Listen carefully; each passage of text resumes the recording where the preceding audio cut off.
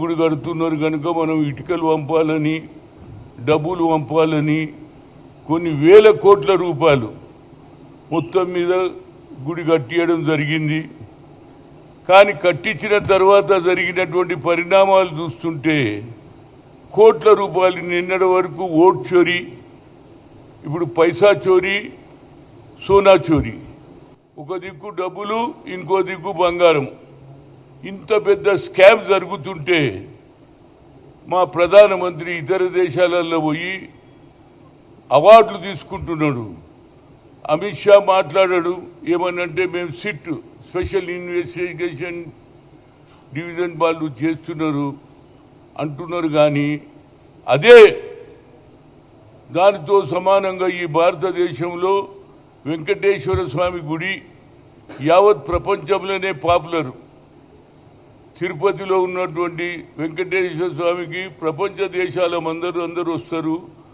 ప్రతిరోజు లెక్క చేస్తే 4 కోట్లకు తక్కువ లేకుండా ఏది ఉండిలో జరిగినటువంటి డబ్బులు లెక్క చేసి ప్రతిరోజు రెండో రోజు ఎంత వచ్చింది ఖర్చు రాత్రంతా తయారు చేసిన తర్వాత నెక్స్ట్ డే చెప్పడం జరుగుతుంది. కానీ ఈడ లెక్కనే లేదు. ఏమైనా అయ్యా సొమ్ము అని ఇన్ని కోట్ల రూపాయలు తిన్నారని అడుగుతున్నా.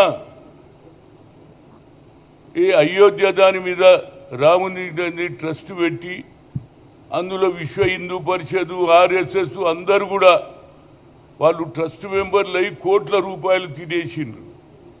కానీ ఎవరు మాట్లాడతలేరు. కేవలం మా సోనియా గాంధీ గారు పార్లమెంట్లో గట్టిగా మాట్లాడడం జరిగింది. నా ఉద్దేశంలో వీళ్ళు కేవలం హిందూ దేశం కావాలనేదే వీరి ఆలోచన.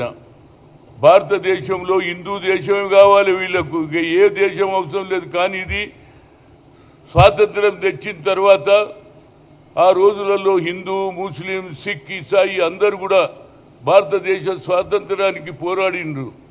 అదేవిధంగా వల్లాలలో మన నిజాం పరిపాలన చేసే సమయంలో 1947లో ఎప్పుడైతే స్వాతంత్రం వచ్చిందో కానీ మన నిజాం ఒప్పుకోలే.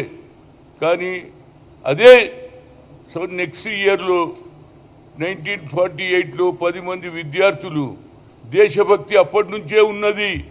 అరే మనం స్వాతంత్రం వచ్చింది, మన జెండా ఎగిరేద్దామని వల్లాల గ్రామంలో చేస్తే 10 మంది విద్యార్థులను చంపేసిండ్రు పోలీసు తూటాలతో గుర్రాల మీద వచ్చి.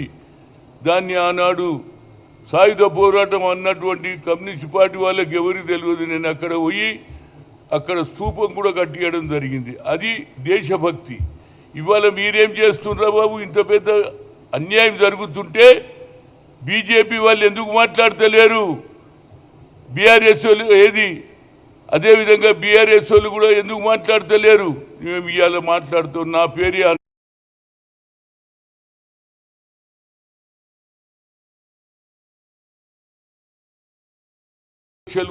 కొట్టేయడం జరుగుతుంది. ఆఖరికి వాళ్ళు కొత్త దేవుని భక్తి మీద ఉద్యోగం చేసేవాడు కానీ, బిజినెస్ చేసేవాడు కానీ, అరే అయోధ్య గుడికి మనం సాయం చేయాలని ఒక 10% తీసి పక్కకు పెడతారు. ఆ బంగారం కూడా తీసుకుపోయి కర్ణాటకలో కరిగేసి కడ్డీలు తయారు చేసి అది కూడా అమ్ముకున్నారు. కానీ ఇవాళ కేంద్ర ప్రభుత్వం ఎందుకు నోరు మూసుకుంటుందో? ఎందుకంటే అక్కడ ఎవరి ప్రభుత్వం ఉంది? బీజేపీ ప్రభుత్వం ఉన్నది. ముఖ్యమంత్రి ఆయన ఉన్నాడు. ఏమన్నంటే సిట్ దర్యాప్తు అవుట. అదే తిరుపతి దేవస్థానంలో లడ్డూలలో నేతి కల్తీ జరిగిందంటే దాని మీద సిబిఐ ఎంక్వైరీ జరిగిందా లేదా?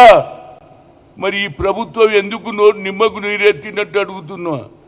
అదే ఈ దేశాన్ని విడగొట్టాలని ఆలోచన మీరు చేస్తుంటే మా రాహుల్ గాంధీ భారత్ జోడో యాత్ర అన్నాడు. మీరేమంటున్నారు? ఈ దేశాన్ని హిందూ దేశం చేస్తామంటున్నారు.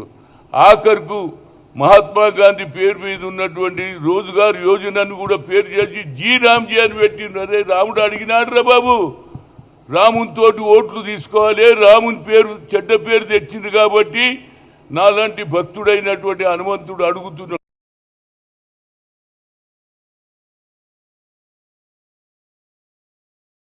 బాబు బంగారం ధర ఇవాళ పెరుగుతుందని అందరూ బంగారు ఆపు తయారు చేసి దాని ద్వారా కోట్లు సంపాదించారు. దాని సంగతి మరి ఏది హుండీలో వేసిన డబ్బు ఏమవుతుందో తెలియదు. హుండీ లెక్క చెప్పిండ్రా ఇప్పటిదానికి ఒక్కొక్కడు ఆయన ఎవరైతే ఆ ట్రస్ట్ మెంబర్స్ ఉన్నారో ఒక టీం పెట్టుకున్నారట, దర్శనానికి కూడా పైసలు తీసుకుంటారట. లూట్ చేసిండ్రు ఉత్తరప్రదేశ్లో. అయోధ్య రాముని పేరు చెడగొట్టినటువంటి ఏదైనా పార్టీ ఉందంటే అది బీజేపీ కానీ విశ్వ హిందూ పరిషత్ కానీ ఆర్ఎస్ఎస్ అని నేను క్లెయిమ్ చేస్తున్నా. ఇది నిజమే. అందరు అంటున్నారు, బాధపడుతున్నారే దేవుని గుడిలో కూడా ఇంత అన్యాయం జరుగుతుందా? ఒక లడ్డూల మీద మీరు సిబిఐ ఎంక్వైరీ చేస్తే ఇప్పటిదానిక సిట్ సిట్ సిట్ అంటున్నారు. ఏం సిట్ రా బాబు? ఇప్పటిదానికే ఒక 8 మంది మీద యాక్షన్ అంటున్నారు. ఇంతవరకు లెక్క చెప్తలేరు. ఆ బంగారం ఎక్కడ పోయింది? ఒక్కొక్కడు విల్లాలు కొంటున్నాడు, ఒక్కొక్కడు భూములు కొనేస్తున్నాడు. ఇంత డబ్బు ఎక్కడికి వెళ్ళి వచ్చిందని నేను అడుగుతున్నా. అయోధ్యలో రాముడి పేరు మీద వసూలు చేసిన లెక్క తెలియాలి. దీన్ని తప్పనిసరిగా యావత్ భారతదేశంలో చర్చ జరగాల్సిందే.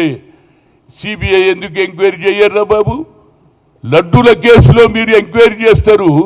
ఇన్ని కోట్ల రూపాయలు ఒక్కొక్కడు విల్లాలు కొంటున్నాడు. అందులో పనిచేసినటువంటి వాలంటీర్లు ఇక నువ్వు అర్థం చేసుకో ఎంత పెద్ద అన్యాయం జరిగిందో. కనుక తప్పనిసరిగా ఇవాళ సర్ కార్యక్రమంతో పాటు నా ఉద్దేశంలో సర్దు ఇంకా ఒక 10-15 రోజులలో అయిపోయిన తర్వాత ప్రతి కార్యకర్త కూడా అయోధ్యలో జరిగినటువంటి రామునికి పేరు మీద దోచుకున్నటువంటి ఆర్ఎస్ఎస్, దోచుకున్నటువంటి విశ్వ హిందూ పరిషత్ అంతరంగంగా ఎన్ని కోట్లు సంపాదించిందని ప్రజలకు తెలియాలి. దాని మీద మేము ఇది లేదు. అదేవిధంగా నేను I request to my leader Rahul Gandhi గారు కానీ, అదేవిధంగా ప్రియాంక గాంధీ కానీ, మల్లికార్జున్ ఖర్గే కానీ పార్లమెంట్లో లేవట్టాలి. ఇది ఎంత అన్యాయం అండి! ఇంత అన్యాయం. దేవుని మీద కూడా అన్యాయం జరుగుతుంటే వీళ్ళు మాట్లాడతలేరు అంటే దేవుని మీద వీళ్ళ కపట ప్రేమ. ఓట్ల గురించే రాముడు, ఓట్ల గురించే ఈ దేశాన్ని హిందూ దేశం చేయాలి అనే వీళ్ళ కల్పన. దానికి తప్పనిసరిగా రాహుల్ గాంధీ గారు కానీ, ప్రియాంక గాంధీ చాలా బాగా మాట్లాడిండ్రు. Madam, you take this issue, raise this issue in parliament. తప్పనిసరిగా సిబిఐ ఎంక్వైరీ చేస్తే ఎవరి దగ్గర ఎన్ని కోట్లు వెళ్తాయి, ఎవరి దగ్గర బంగారం వెళ్తుంది, ఎవరి దగ్గర ఉండిలో ఉన్న డబ్బులు తిన్నారు, ఇవన్నీ బయటికి రావాల్సింది. మౌలానా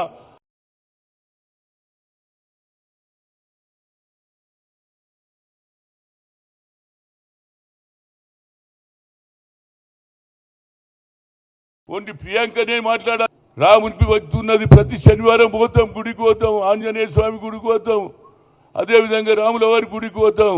రాముని మీద ఇంత అన్యాయం జరుగుతుంటే అదే భద్రాచలంలో పెద్ద ప్రోగ్రాం జరుగుతుంది, ఆయన కళ్యాణం. అలాంటి గుడికి కూడా పోయి అక్కడ కూడా పూజ చేసి కొత్తగా ఏది సర్ అని పెట్టిండ్రు.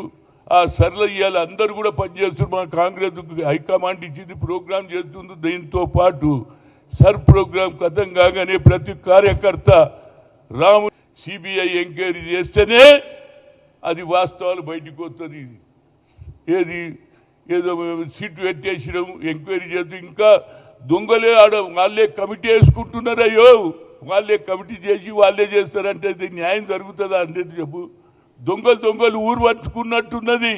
కనుక దీని మీద తప్పనిసరిగా యుద్ధం చేయాల్సిందే. యాజ్ ఏ హనుమంతుడుగా, రాముని భక్తుడుగా తప్పనిసరిగా నా యుద్ధం కొనసాగిస్తా. న్యాయం జరిగే వరకు నా ఫైట్ కొనసాగుతుంది. రాముని డబ్బు తీసుకున్న వారికి అందరికీ శిక్ష పడే వరకు నా పోరాటం కొనసాగుతుంది. Thank you.